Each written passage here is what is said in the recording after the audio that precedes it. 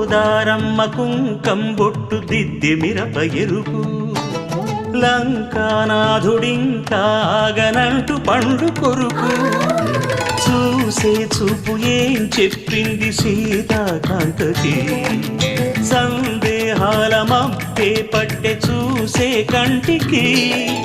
లోకం కాని లోకంలోన ఏకాంతాల వలపు అలపాపి కొండలా నలుపు కడగలేక నవ్వుతనకు రాగా ఉప్పొంగిలే గోదావరి ఊగిందిలే చేలోవరి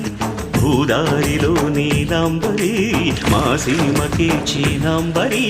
వెతలు తీర్చు మా దేవేరి వేదమంటి మా గోదారి శబరి కలిసిన గోదారి రామచరితకే పూదారి